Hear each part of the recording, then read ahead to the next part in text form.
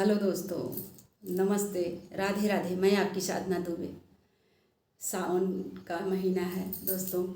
सावन बहुत ही पावन समय है, बहुत ही पावन दिन है। सावन में हर चीज़ हरा हरा दिखता है, बहुत सुंदर लगता है दोस्तों। हर हर महादेव। आप लोग सावन में ज़रूर बोलें।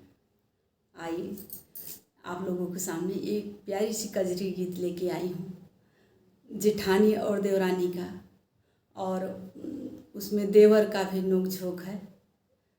और एक जने हैं भैया, उनको जेठान रानी जौन हैं अपने देवरानी के आदमी के अपने बस में की हैं। और उनकर दोनों जने के भाई 36 का आंकड़ा हुआ। भाई केहू केहू ही होए, ये चीज़ से भाई सब चिढ़े हर औरत। तो वो अपने फंदा में उनके फंसाए हैं। आप लोग ध्यान से सुने, बड़ी ही प्यारी लाइन बा। देवर भौजाई के, जेठानी देवरानी की झगड़ा नहीं हो भैया, देवर भौजाई के बाटे कि जेठान अपने देवर के करे हैं, फंसाए हैं। अब देवरानी भाई जरूर गुस्सा करी, बात ही ऐसा बा। बाकी ये गाना हो दोस्तों, आप लोग दिल पे मत लें। और जे भी जेठान सुनत हो भैया, हम क्षमा चाहिए था। बाकी हमारे जेठान बहुत अच्छी हैं। तो सिर्फ आप लोग के मनोरंजन के लिए बनाओ गाना है।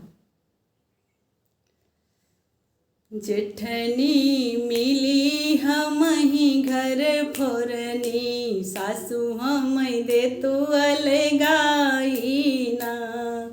जेठनी मिली हम ही घर फोरनी, सासू हम दे तू अलगाई ना। सास ससुर से अगिया लगावई, सास ससुर से अगिया लगावई। दिन भरी घर में कलेश मचावई, सास ससुर से अगिया लगावई।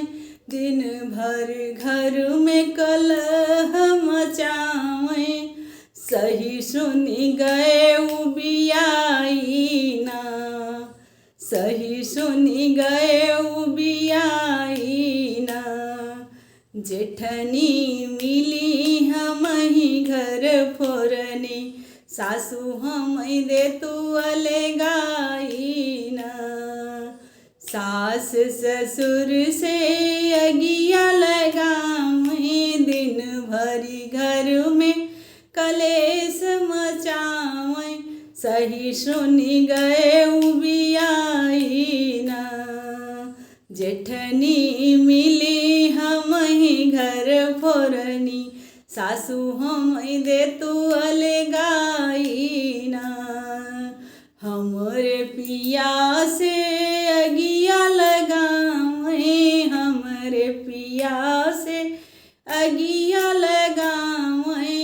अपने ही फंदा में उनके फंसावई, देखी देखी गए उबियाई ना।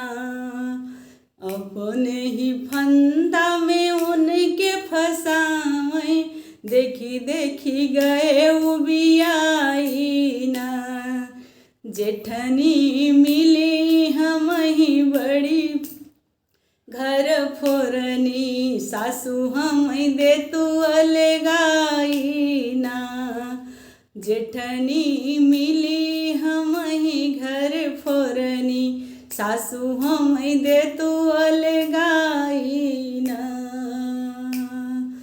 बैठ के आपन हकवै बतावे, बैठ के आपन हकवै बतावई। कुर्सी पे बैठी के हुकुम चलावई, कुर्सी पे बैठ के हुकुम चलावई।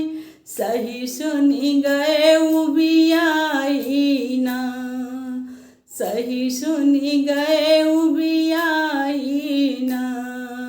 जेठनी मिली हम ही घर फोरनी, सासू हम दे तू अलगाई ना। जेठनी मिली हम ही घर फोरनी, सासू हम दे तू अलगाई ना। धन्यवाद दोस्तों।